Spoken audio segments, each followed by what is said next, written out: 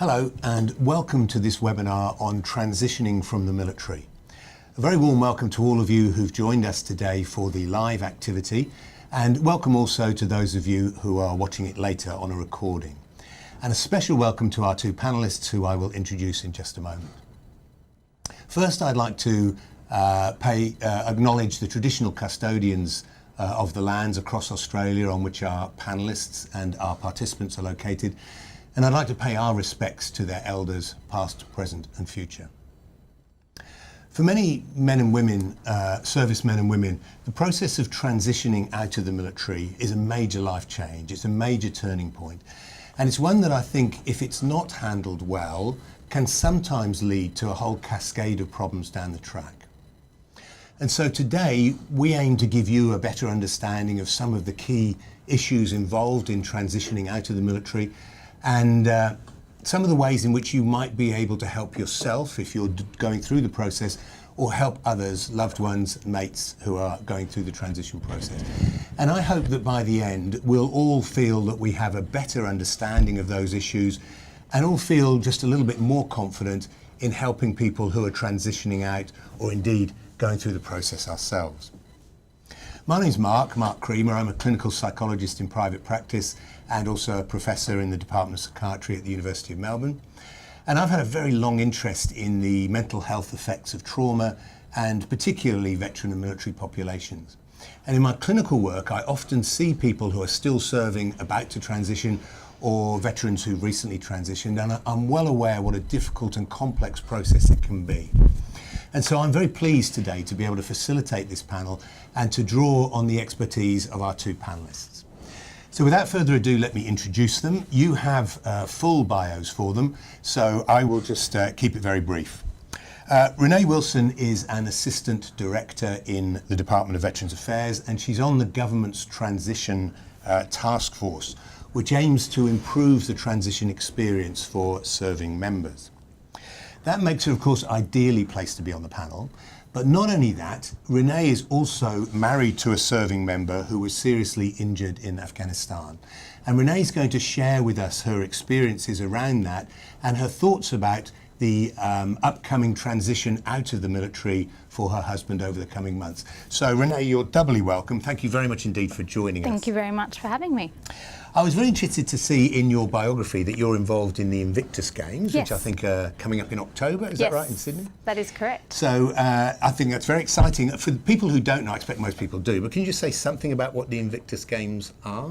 Sure. So the Invictus Games is an initiative started by Prince Harry, and that is to recognise publicly the service and sacrifice of ADF members and military members from around the world, to provide them with recovery and rehabilitation through the vehicle of sport. And Invictus provides not a reason to come together, a reason to come together and to share the experience with open arms for people. However, it's much more than that. It's a platform in which people can be connected to each other again. People feel like they belong, and it involves their families as well. It's a phenomenal event. It's a great initiative, isn't it? Fantastic initiative. And presumably, as you imply there, not just for the athletes who are participating, but for the whole veteran community to kind of be inspired really by some of the things that they're doing. It's, absolutely. You see people there at Invictus doing things that they once thought were impossible. In fact, they were told were impossible. And you will see lives change before your eyes. And of course, very timely with Prince Harry having just seen the wedding. Are you going to be hobnobbing with him and the Duchess? I wish, but I don't think so. Fair enough. Okay, thank you very much, Renee, and welcome again. Daryl Wade is Head of Policy and Practice at Phoenix, Australia Centre for Post-Traumatic Mental Health and an Associate Professor in the Department of Psychiatry at the University of Melbourne. He's a clinical psychologist with a great deal of experience in mental health, and he's led a whole range of initiatives to improve mental health outcomes for military, veteran and civilian communities. And I should say that Daryl has stepped in at the last minute for Dave Forbes, who unfortunately had to pull out. So thank you very much indeed for joining us and helping us out today, Daryl. That's welcome. A pleasure, Mark. Thank you. I heard, we've just been talking about sports, and I heard through the grapevine that you've recently got back from a skiing trip to Japan. Is that right? It's very true, Mark. So myself, family and friends, we went off to Nozawa Onsen, and yeah, it was a lot of fun actually. It was a great experience. So typically get up in the morning, have a Japanese breakfast, go skiing all day, then have an onsen, which is a public bath, a hot public bath. And then go off and have something to eat and then repeat the next day. So it was great fun. It sounds wonderful, and I get the impression that more and more Australians are choosing Japan to go and ski. There were a lot of Australians over there, so I can certainly recommend it. It's a nice little village, but there were definitely a lot of Australians there. All right, thank you for that, Daryl. Okay, I've just got a little bit of admin to go through, if you'll bear with me. So, first of all, if you've got any technical difficulties, the number is there on your screen, 1800 733 416. In terms of the structure of today, the first 30 minutes is going to be taken up largely with talks from our two panellists, and then we'll go into a question and answer session. And I know that many of you have already submitted questions, and thank you very much for those. We've had some great questions coming in, which we're going to try and deal with. We will try and deal with all the questions, but please bear with us if we don't get to all of them. And I would also remind you that you can submit questions and comments live during the webinar. I've got a little iPad in front of me and the questions will come up there. So don't hesitate to submit questions through that and we'll do our best.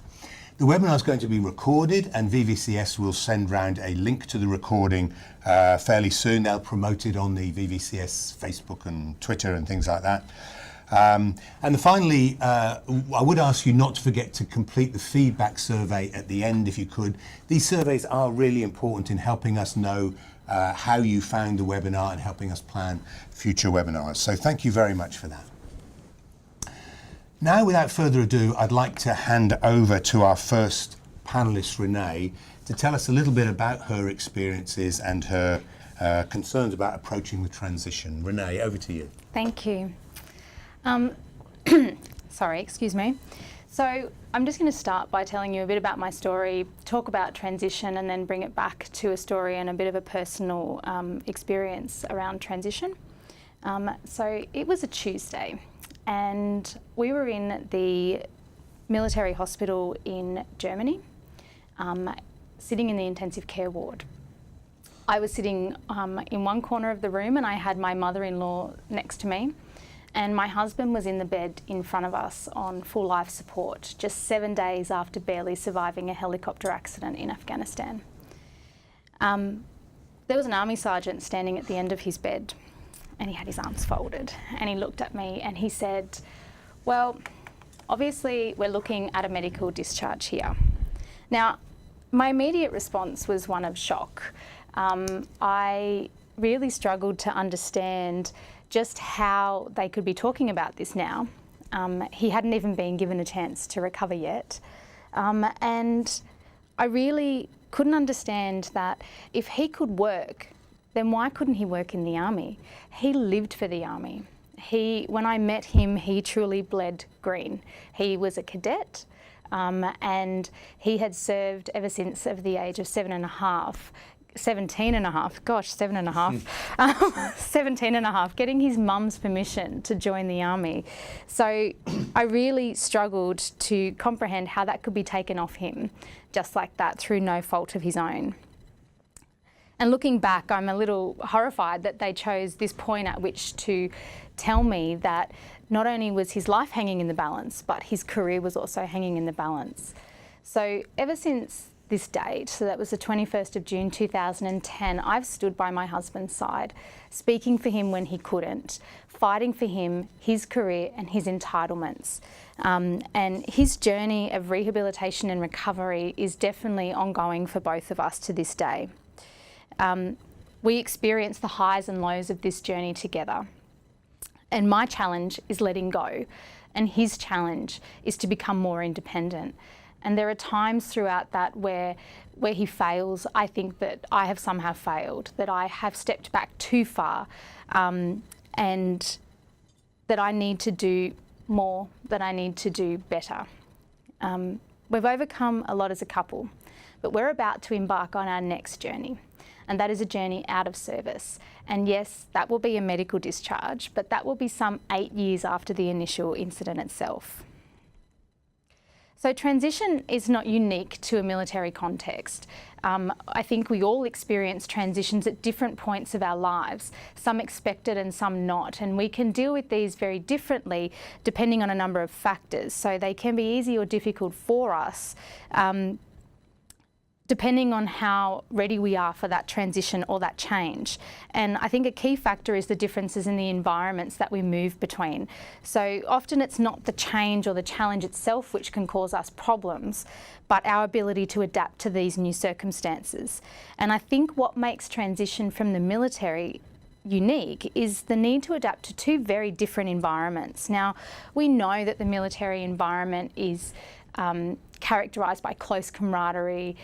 It's an environment which values team over self. It's an environment where your income, housing, clothing, healthcare, nourishment is all provided to you. It's an environment where there is someone that is always there for you to help you manage your personal life so that you can focus on what is being asked of you. Now, as a lifelong civilian, I look into this environment quite regularly, and I'm a little bit jealous of what it provides. It provides an environment where some people truly understand you. There's a common level of respect and understanding, and you have the ability to provide 110% to your job each day. It's a very complex system, but within it, everyone knows their role.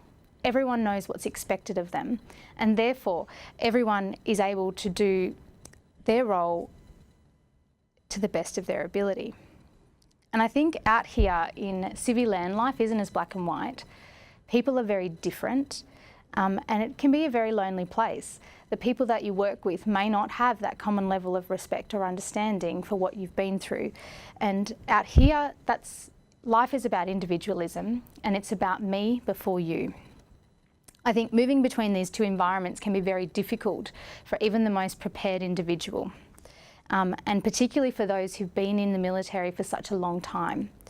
For the first time in perhaps a very long time, you can feel like you're vulnerable, and that's a feeling that's a little bit foreign. It's a feeling that's not easy for us to manage ourselves, but gets easier the more we experience it. And I think we have to appreciate that for many people who leave the ADF, this is one of a handful of times that they will ever feel this way. And that's what makes transition from the military to civilian life a matter worthy of our full attention and commitment to resolution. So when I think back to our most recent life transition, that was a journey into parenthood. And I think about a very well-developed system that provided us with all we could ever need to make that journey possible, and to make that transition and adapt to life as parents. Personally, I felt like I was very well prepared for this and supported afterwards. I had an abundance of information at my fingertips, which was readily available in whatever medium I needed it. So, for example, if I had some time, and I'm smiling because you don't have a lot of time, but say I had some time, I could go onto the internet and I could find information that was relevant to me, that was easy to understand, and that was written in my language. If I needed to talk to somebody because I had a more specific question, I could ring a 24/7 hotline staffed by a nurse. If I needed someone to come and see me because I couldn't get out of the house and I was having difficulties, I could have a midwife come to my home. I could go and see a midwife. I was exceptionally well supported by my GP, and every interaction that I had with this system really enabled me to learn what I needed to do and adapt. And my needs, mentally and physically, were checked on at each interaction that I had, in addition to my baby's needs. Now, on top of all of that, I was placed into a mother's group as well. And I will admit, my initial thought was, a mother's group, great. It was not something that I was looking forward to, but what I will say is it has been literally the best thing for me.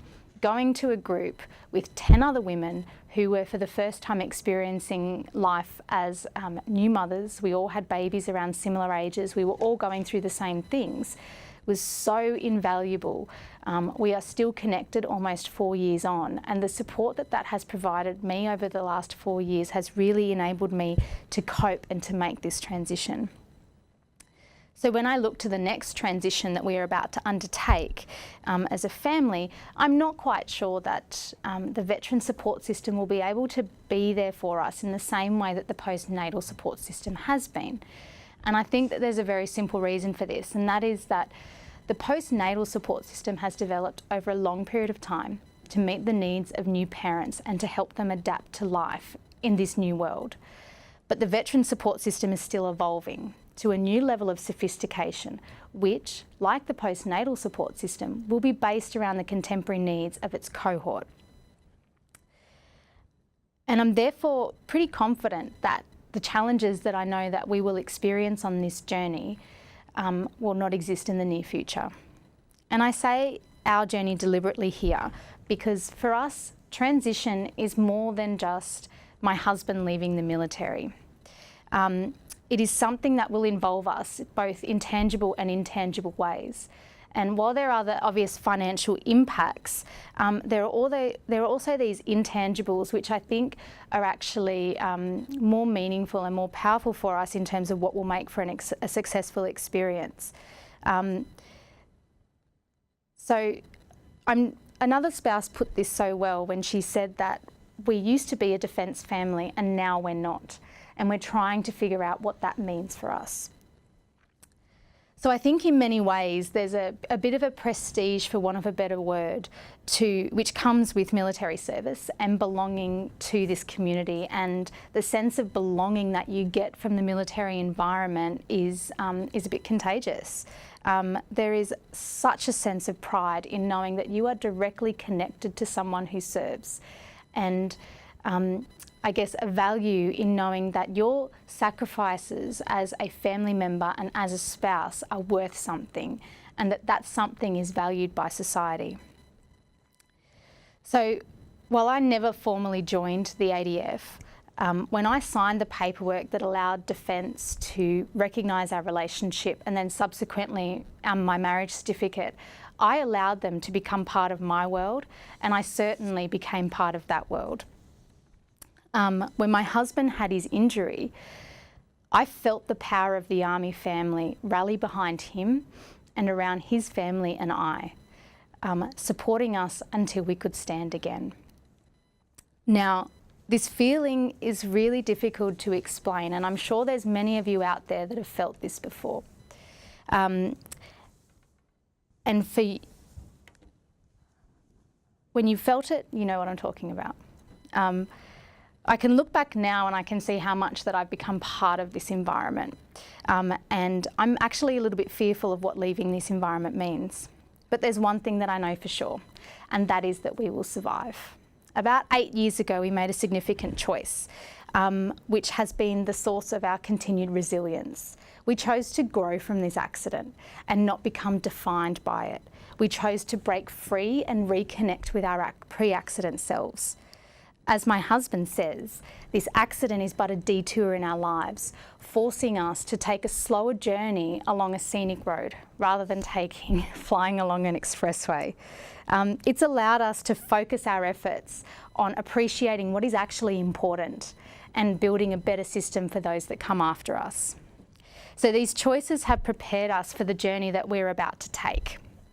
We know that to be successful in life after service, it involves more than just being employment ready, having a source of income and having a house. This goes back to those intangibles that I talked about before, and this psychological transition and closing the door behind service. So we know that we need a bit of a clean break. We need to be able to walk away from the military and say, that's that. He needs to leave that life behind him and be willing and ready to move forward. He needs to reinvent himself now that he's no longer a soldier. We need to know who we are as individuals and as a family and be okay with that. We need to control what we can because this decision to leave has not been ours.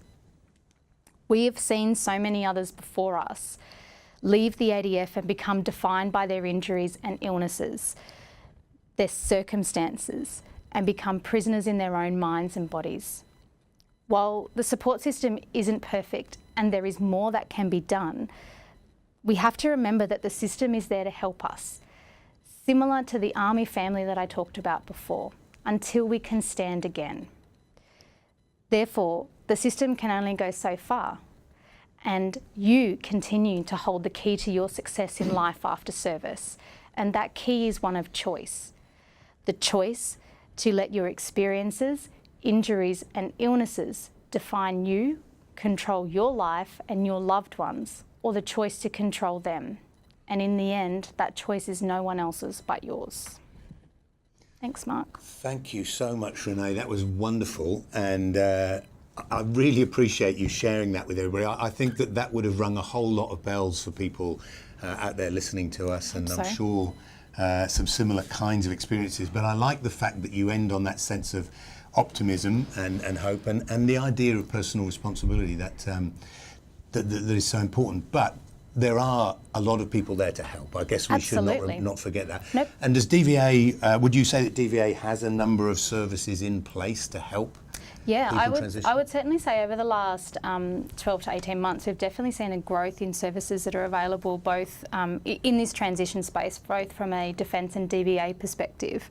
And, you know, that goes right from that early preparation phase of transition right through to if you do have a service-related injury or illness and you become a client of DVAs, the department is open for business. So we're talking about healthcare, we're talking about rehabilitation, we're talking about counselling services, we're talking about assistance in becoming job ready, assistance around the home. There is a great amount of support out Wonderful. There. Okay, well, thank you very much for that. And obviously, as the webinar goes on, we will be talking about some specifics there in terms of what might be available. Yep. But thank you again, Renee. That was wonderful.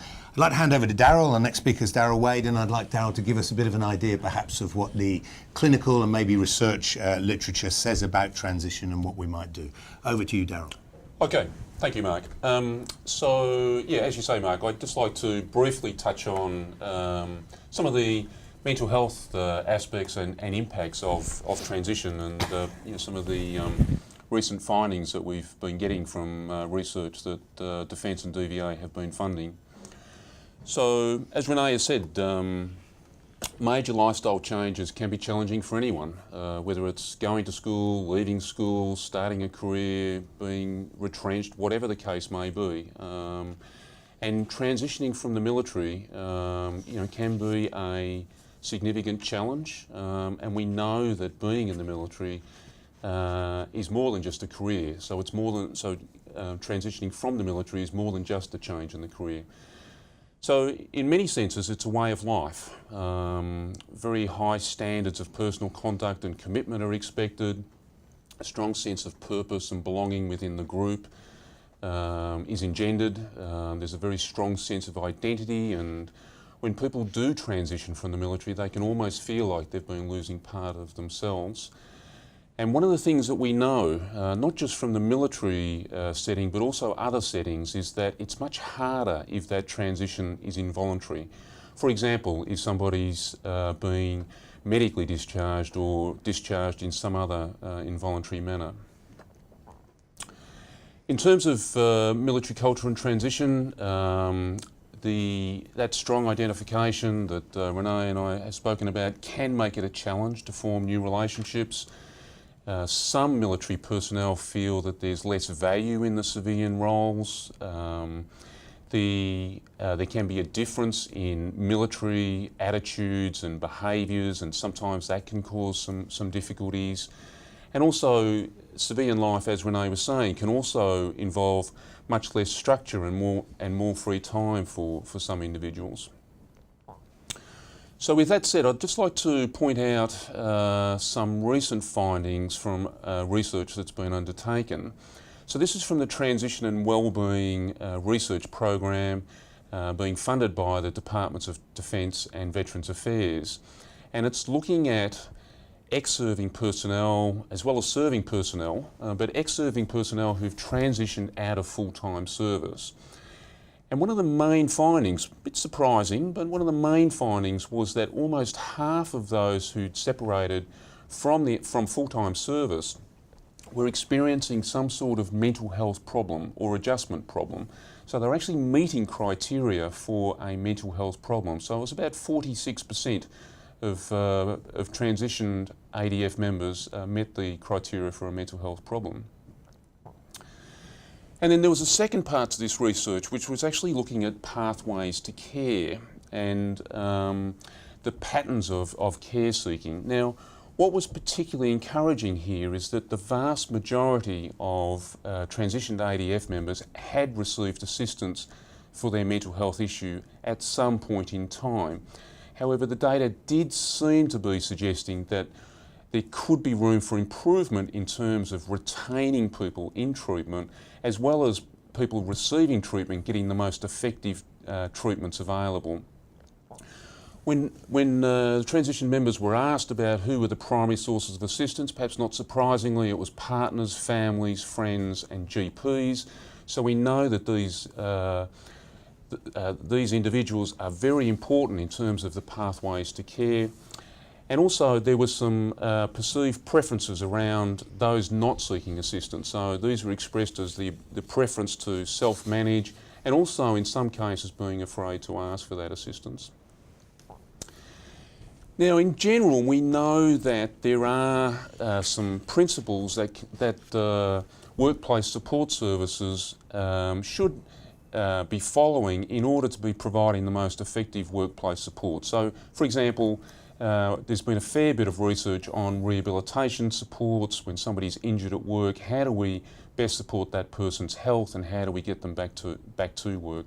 And the principles are that these services need to be promoted. So there needs to be awareness of the services, and they need to be accessible. So people need to be able to not experience too many barriers in terms of actually being able to get the assistance that they're after. We want services that are coordinated, so services that different services know what each other's doing, and they're not putting the burden on the individual. Also, that there's a step care approach depending on the individual's needs. So some individuals may have just minimal needs. They may just need some information, some short-term assistance, and then they're on their way. But we also know that there's likely to be other people with more complex problems, and they're the ones who are more likely to require the intensive and longer-term support. We also want good communication and support from the actual employer and the workplace themselves.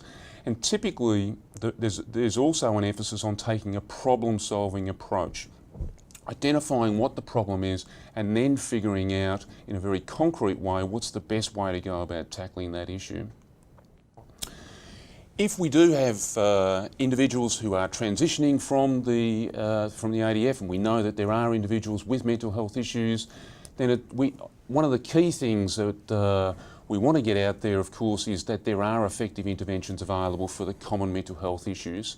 So GPs are often a good port of call for transitioning ADF members. VVCS are often a first port of call as well, and you can see the 1800 number there on the slide.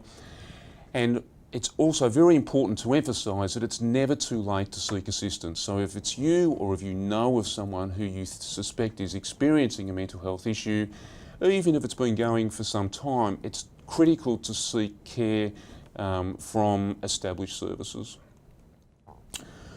In terms of what we know about what works in adaptation to change, well, these are some very practical things that individuals will often rely on. So some individuals will do this off their own bat. They will put in place certain coping strategies that are going to assist them when they're going through that period of transition. For others, they may need someone else, a loved one, or perhaps a mental health professional who can coach them to be using these sorts of skills.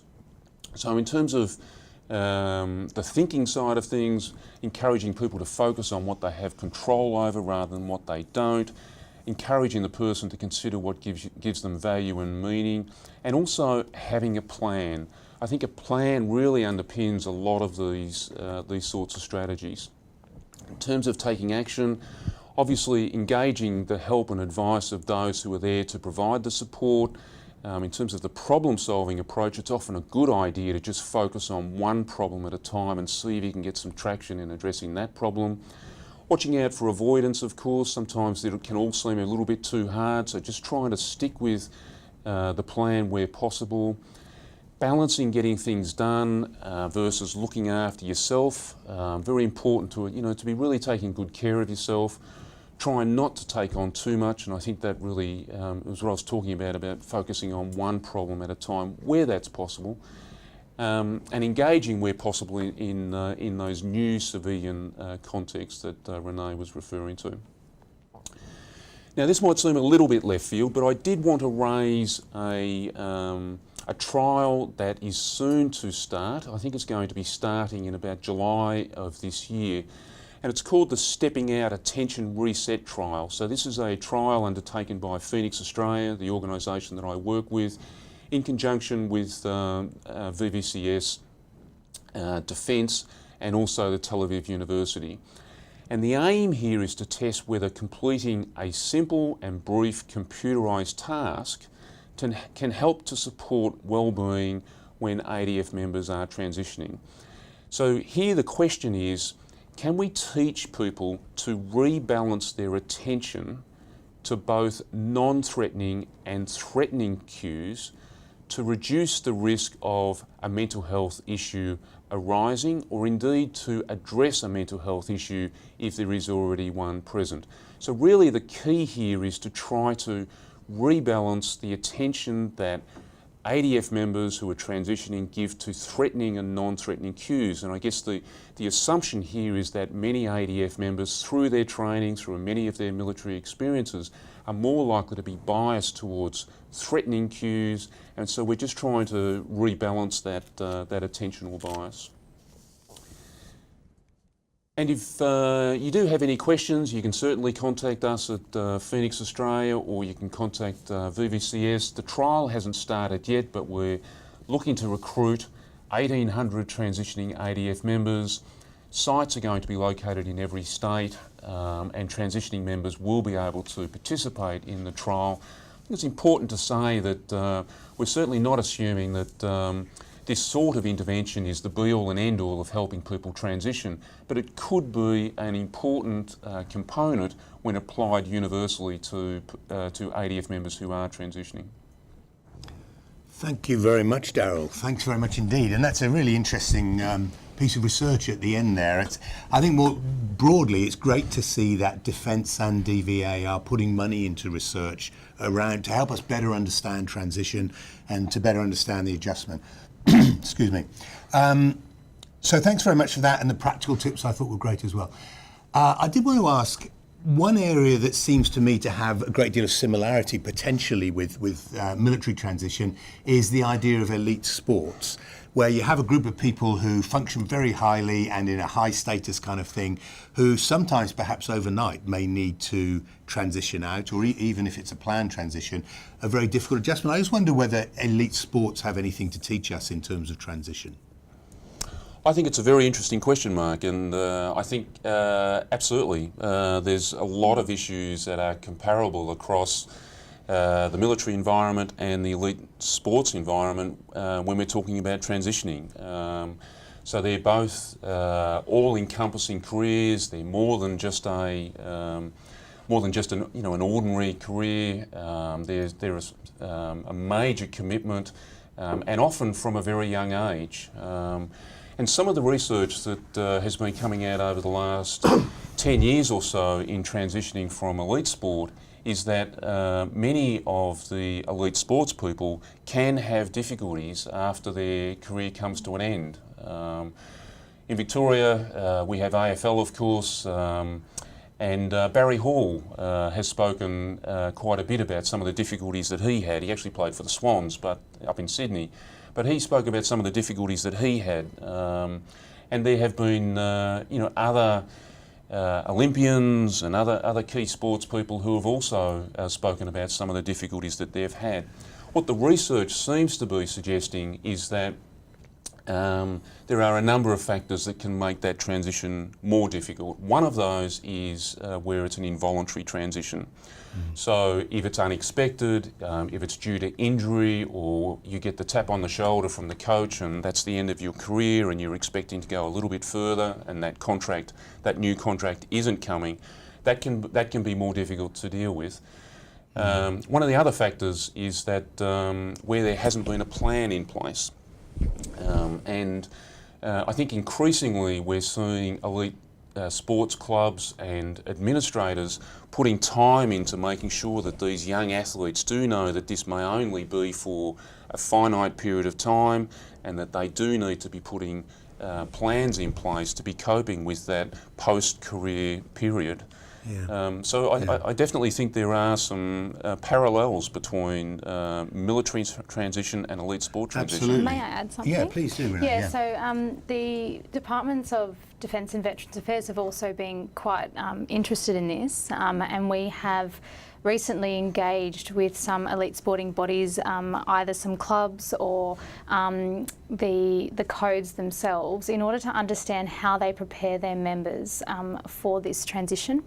And I think there is a lot we can learn from them. They are probably a couple of steps ahead of us in terms of how to develop this holistic system of support, and in terms of how we can better prepare our members for this inevitable change.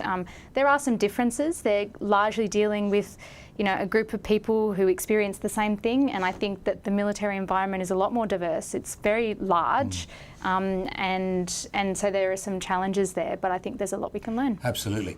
And I think more broadly, we do struggle a bit, don't we, with this idea that somehow veterans and serving personnel are different to everybody else, and we have to have different services for them, have to do things differently.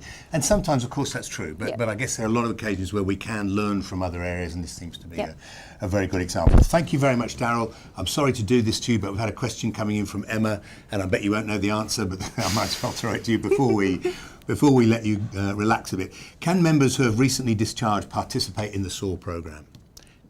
If they've recently discharged, is that okay, or do they have to enrol before they transition out? Look, I might take that question on notice. I'm not intimately involved with the research, but Emma, if you'd like to give us a call at Phoenix Australia, or you can ring VVCS, but try Phoenix Australia. So if you Google us, we have an advice line. Please give us a call, and I'm sure one of our researchers will be able to give you the answer to that. Thank you very much, Daryl. Okay, so I'd like to move on to questions and answers. Again, thank you very much to all of you who've sent in questions already, and we will certainly get through as many of those as we can. I think our speakers have already answered many of them already. The good news actually is that VVCS will be preparing an Excel spreadsheet with answers to all of your questions. So if we don't get through it tonight, when the email comes out from VVCS about resources and so on, you'll be able to check your question on that. So I'd like to start with a broad area that I think both of you touched on, but is really, I think, very important, and we've had a whole number of questions coming in about this. And this is the issue of employment. How important it is that transitioning members are able to find some kind of new career, some kind of meaningful activity after transition. I mean, clearly this is something that you and your husband are going to have to address, presumably. Yeah. And then we have the added layer of a brain injury and on top of that. So yes, we are. And employment, certainly from the work that we have done recently, has stuck out as an issue that is a defining factor in a successful transition. So Daryl talked before about the impacts on identity and the impacts on a sense of purpose. And employment for many of us really provides that sense of identity and purpose. You know, you ask who I am, and I straight up tell you what I do for a living. Absolutely. So I think it's really, this is an area in which there is a considerable amount of growth. Defence and DVA do a lot to get you job ready, but there is a next step, and that is connecting you directly with industry. And I think we'll see initiatives like the Prime Minister's Employment Programme and initiatives coming out of Veterans Affairs and Defence that will help to go that next step. Bringing employers and employees potential employees together. Because that is really the key, isn't it? It is. We can't do that. We're doing a lot to get job ready, but that next step is actually connecting you now. Exactly. And I get the impression that the Americans do that quite well. But anyway, it's a big question, isn't it? I don't know that one. I won't go into. But I was wondering, Darren, more broadly, I mean, picking up really on what Renee has said, what do we know about the relationship between good mental health and employment? Does it seem to be important? Absolutely, absolutely. So what we know is that employment is very much correlated with good mental health, and that some of the longitudinal studies that have been undertaken would indicate that employment status does have an impact on mental health. Yeah. So I think it's important. Like you, Mark, I work as a clinician, and I think that's really been a big emphasis over the last decade, is to not just be getting symptom reduction for people with mental health issues, but also be promoting those functional gains as well. Absolutely. Yeah, I was just going to say, I think sometimes there is a little bit of a mantra that work is good for you and any job is good for you. I think we do also have to recognise that some jobs can be quite toxic, and we're talking about putting people into meaningful, worthwhile jobs in which they feel they have some control. Which are paid or not. Yeah, exactly. It doesn't have to be paid employment. Absolutely, I think it's a very good point.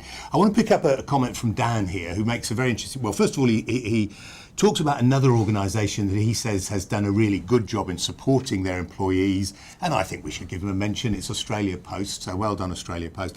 But he ends up with a lovely idea, which is that when we go for a job, when we're going for an interview or whatever, or when we're considering employers for transitioning members, we should ask, how does the culture of the organisation support each other in times of adversity?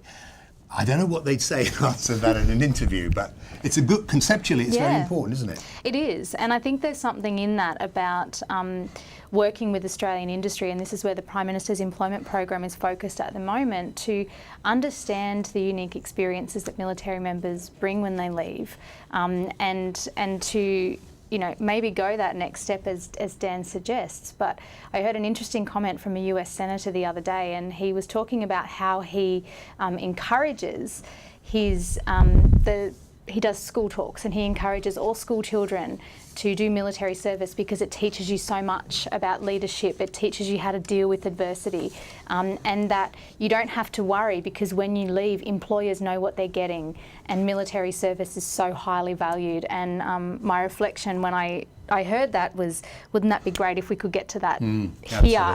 And that's where I really see this initiative connecting with industry as so important. Yeah, I agree entirely. Okay, so it's a key area. I do want to pick up, because we're tending to focus, and I think much of the talk about transition out of the military does tend to focus on people who are perhaps getting medically discharged, who are coming out when they really don't want to. But I think Kathy, who's a partner from New South Wales, makes a very good point, which is we shouldn't forget that this is a very difficult process for everybody. I mean, I think you've both actually highlighted it a bit, these cultural differences, but would that be legitimate, that we have to not forget about those people who are just transitioning normally? This is still a big adjustment.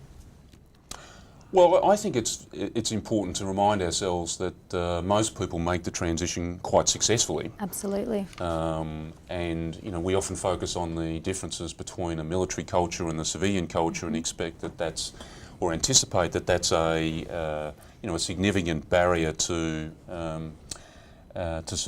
circumnavigate, to deal with.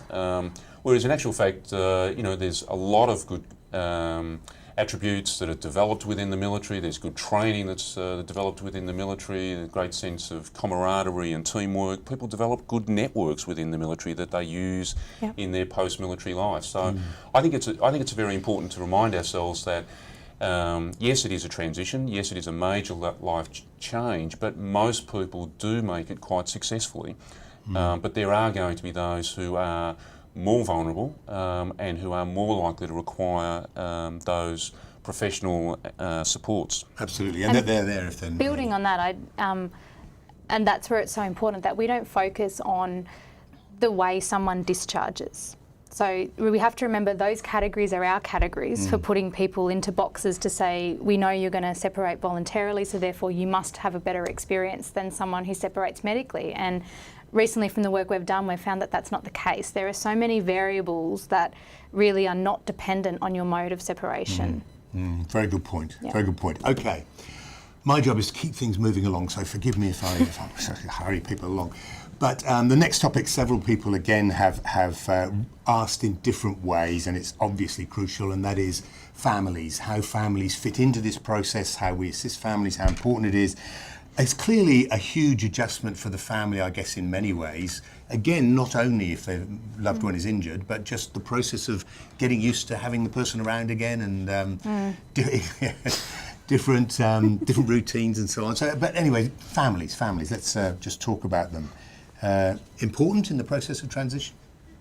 Absolutely. I mean, if we go back to elite sports, in the AFL, for example, they're now, the clubs are now employing personal development coaches, and they're tasked with assisting these young people to keep their options open, to be thinking about career, putting them in touch with employers and so forth, but also keeping the loved ones involved as well, keeping them informed, because it is a team effort, and there's a lot of stresses involved in elite sport, as there are at times in transitioning from the military, and can put a lot of strain on a relationship, on a marriage, I guess, and that's where they need support. You go along with that? Absolutely. I heard a quote once that said, "I married my husband for better or worse, but not for lunch," which is a quote that I think does the circle in military spouses a bit. Good. But so if they need support, presumably we'd be looking at VVCS as being the first point of call for families? At this stage, yeah. There's work to be done here. Again, Defence and DBA are highly engaged in exploring this more and unpacking what's required in this space. So at this stage, primarily VVCS. Yeah. And I would, give them a good rave. I think VVCS do a fantastic job with families, so I'd really encourage you, if you're struggling as a family to deal with transition, don't hesitate to contact VVCS. The other organisation that I like a lot is PVA, the Partners of Veterans Association. So they're also very good for providing support, and I'm sure there are others around. On a related issue, because we're talking about support, Bill from WA asks about the role of peer support of colleagues and mates and so on in this process of transition. I think you made the point, Daryl, that people have these close networks in the military, and then there's a danger that they just disappear when they transition out. How important are peer networks, mates, supports? Very important, I think. So we've recently been doing some work talking to young veterans who have recently transitioned from the military, and one of the things that they said was that their mates were one of the prime sources of information to find out about what supports were available. Now, ideally, that's not how we'd like everyone to find out about these types of supports, but still remains, I think, that peer networks are going to be really important in terms of providing information, but also, there are DVA and ESOs, for example, are increasingly looking at those who have gone before, peers who have gone through the transitioning process, assisting those who are about to embark on that. So I think that's definitely a model that's worth further investigation. And on face value, I think it probably makes a lot of sense. It does make a lot of sense, doesn't it? Do you want to add something to that? Yeah, I do. That certainly that aligns with the work that we've done, and we've found that people are more trusting of what their peers tell them. And they can read information on the internet, they can hear it from a department official, but it's actually meaningless until their mate tells them. And I think that's indicative of the environment. But I also talked before about the peer networks and support that I had as a new mother, and that has been the one thing that has probably been the most important thing for me in making that adaptation. Absolutely. Yep. And there are a whole lot of initiatives, I think, both, I mean, these can be formal or informal, of course, peer support, can't they? Yep. But there are a whole lot of initiatives, and I know that VVCS is rolling out a whole lot of peer support networks across the country. It's just in the process at the moment, but those kinds of things. We'll talk a bit more at the end. Okay. I guess I was struck, Daryl, by your finding about the number of people who are exiting who are experiencing anxiety and perhaps other mental health kind of conditions. Do you want to kind of expand on that a little bit? I'm particularly interested in the fact that a lot of them do seem to be getting help, but they're still not doing too well. Is there anything we can learn from that? Or? Well, I think we probably need to see how this plays out over time. And I think one thing that I would say is that if we're looking at almost half of people meeting criteria for a mental health issue, you would expect that at least some of those would be stress related, due to circumstances, and may well resolve of their own accord.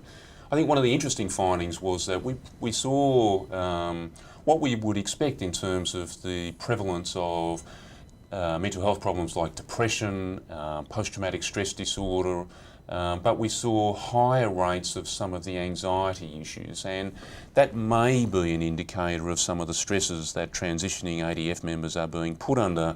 This is a major life change, and perhaps that's reflected in those higher rates. But I think we probably want to see how that plays out over time, just to see whether there is a bit of a spike there, or whether this is some sort of more enduring number. Can I add 2 points to that? Please. So DVA has a really important initiative, and that is providing free mental health care for anyone who has served one full day in the ADF. It's a very easy thing to apply for. You don't have to prove that your condition is related to service at all. So that's really important, because that makes mental health treatment more accessible. It takes away those financial barriers. But the other point I wanted to make is, even though we're seeing those statistics, and we don't know if they're indicative of the amount of people out there with a mental health condition, it is possible to recover from a mental health condition. And I think we quite often think that it's a lifelong sentence, and it's not. And here you were looking at a person who has recovered from severe anxiety and post-traumatic stress symptoms. So, it's entirely possible, and we need to keep that in the back of our minds. Absolutely, I quite agree. And I think often people do make very pessimistic they have a pessimistic outlook, don't they, with mental health? But we have good treatments now. We just need to remember we have very good treatments. We have good evidence-based treatments for a full range of mental health conditions, and the key thing is to try and access that top quality care, I guess. And I suppose one question is how much we can do to identify it while the person is still serving. I guess that we're still struggling a fair bit with sort of stigma about acknowledging mental health stuff in the military, and indeed as a veteran, actually. But this is where engagement with the family is so important. They're the ones that see the changes in behaviours. Quite often, if you're the individual with a mental health condition, you're not actually picking up on the nuances and the differences in your behaviour, but your family will. So equipping your family and continually engaging them, as well as the member, because the member might be picking up on differences in their spouse, which was certainly what happened in our case. So. Yeah, absolutely. I'd like to just go on, kind of lead on from that and talk about, is it helpful to see the transition as a kind of process? I mean, I was interested on our title slide, it actually says a stepped approach to transition. And I guess what we're saying there really is this is not something just happens on a particular date. One day you're in the military and one day you're not, or at least it shouldn't happen like that. But rather, this is presumably something that we can prepare for some time before discharge, obviously in a case like yours, but in most cases, and then through discharge and through follow-up. So it's a long process. Would that be reasonable? I would say that transition's a journey rather than a process. I think process, we can get stuck in thinking about it from, okay, what are we providing at this point of the process and at this point of the process, and we're looking at it as a series of transactions rather than looking at it from the perspective of the individuals who are going through it. And that's where I think conceptualising it as a journey with no clear defined endpoint is really what's important. I think it's a great way of looking at it. Yeah. I definitely think that there can be messaging and information provided to ADF members that at some point their career will come to an end, whether they retire or whether it's somewhere before that. They can't all be Chief of the Defence Force. Exactly, that's quite right. And it kind of raises the question, which some people have suggested to me, that really we should be talking about transition from the day of recruitment. Yes. All the way through you should be thinking, this is not going to be all of my life. What am I going to do afterwards? Yeah. And I think that has to be a nuanced approach. If you've got new recruits and you're putting all the training and all the work into them and so on and so forth, you don't want to be hitting too hard on the, you've got to be thinking about the post-career options. But certainly, if we go back to elite sports, that's really the messaging that they're giving these young people as soon as they come into the club. You've got to have a balance. You've got to have a balance in your interests. It can't all be about your professional life. And it can't all be about just seeing yourself as an athlete. Yeah. You've got to have a balance in the sorts of things that you do and the sorts of people that you hang out with and so on and so forth. So I think there's something in that for the military. Absolutely, absolutely. Okay, the time is ticking on as it always does, and I want to finish on a positive note. I'd reinforce what you said, Daryl, that the majority of people do make this transition process okay and go on to live happy and fulfilling lives as a veteran, as a civilian. Putting you on the spot a bit, have we got any ideas about what the top tips are? This was a question that someone sent in, but I've lost it just at the moment. I know it was someone sent in. What are the kind of top tips for a healthy transition, as it were? Do you want to speculate on that? Well, I think, speaking to people who've gone through military transition, but also what the research says is having that balance and keeping that balance as best as you possibly can. But I think also having a plan in place. So, I think in some points of the military career, it'll be a nascent, sort of somewhat undeveloped plan, but you're still kind of thinking about it. Of course, when people have unexpected transitions, I think that's when the full array of services really need to kind of come into play to give that support to the person. Absolutely, absolutely, yeah, exactly. Any top tips? Or just building on Daryl's point, it's that really, particularly in the unexpected space, it's about controlling what you can. You sometimes decisions and life doesn't go your way, and you need to take control of the controllables and remember that you always have a choice in what you're dealt and how you deal with that. I think it's great advice. We know that a sense of feeling in control is really important to good psychological health and well-being. And here we're talking about situations sometimes for people where so much control seems to have been taken away from them. So you're absolutely right. I think controlling what you can control is so important. Yeah. Absolutely. Look, unfortunately, time is running out very rapidly and we have to draw things to a close.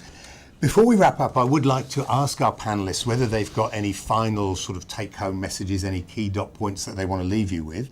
And perhaps I'll start with you, Renee. Any key points that you'd like to leave the audience with today? Other than what I've already left with. And maybe that's it. Maybe we just repeat that, yes. Yeah, so it's really, I guess for me, it's important to focus on the intangibles of transition. It's important to focus on these psychological aspects of transition rather than just the tangible aspects around where you're going to find your next source of income, who's going to pay for your healthcare, and realising that you have control over these intangibles and you can choose how you interact with them. The system's there to help you and support you. The system has got a lot to learn, but it can only go so far. Yeah. So that I agree, that balance and the importance of taking responsibility, using, of course, all the services that are there, tapping into them, but also taking responsibility. Daryl, any final points that you'd like to leave our participants with? Look, I guess the only thing I would say is keep your nearest and dearest informed. So, talk to your nearest and dearest. I mean, they're the ones who know you best, and that will be able to support you, and if there is the need for some professional supports, mental health or otherwise, then it's often good to have some people in your corner. So I think that's probably the best tip that I would provide, if it's not too much of a motherhood statement. It sounds. Am I allowed to say that? You are. Motherhood statement? Statement? I'm not sure really, but anyway, it sounds like excellent advice, whether it's a motherhood or a fatherhood or a parenthood, whatever it is. Thank you very much, Daryl. Thanks to you both. Resources. So. On your screen, we're going to show you a number of resources that are available, and VVCS will be sending round, as part of the package that goes round after this, a list of available resources. I notice if it looks on your screen like it looks on mine, it's fairly small writing, but obviously VVCS is a very good place to start. I do like the DVA at Ease website. It's got great information for veterans, for families, and for providers, so I strongly recommend that. In this particular talk, I would strongly recommend that you have a look at the DCO, the Defence Community Organisation site. There's a whole lot of information about transition on there. It talks about the Transition Support Network. It talks about transition seminars. There's even a guide, a little manual that you can download to facilitate the process of transition. So I'd certainly recommend all of those. I'd suggest that you monitor the VVCS Facebook and website because they're constantly putting up more information about future developments and including the peer support networks that we talked about before that are rolling out. So keep an eye on that. And, you know, I'd certainly leave you with the idea, remember that the support is always there. It's always available for veterans and their families when they need it. And please don't hesitate. Don't leave it too late, you know. If you want to talk to someone, get on the phone and ring VVCS. That being said, I'd like to remind you all, if you would please, to complete the online feedback survey before you log out of the webinar. It really is important in helping us understand your needs and how you found today's webinar. I'd like to thank all of you very much indeed for participating in this webinar. I've been really impressed by your levels of engagement, the questions you've sent in. So thank you very much indeed to all the participants. Thank you to VVCS for organising the webinar, and a very special thank you to our two panellists, Renee and Daryl, who I think have been wonderful today. Thank you very much to you both. So to everybody, thanks again for participating, and enjoy the rest of your day. Goodbye.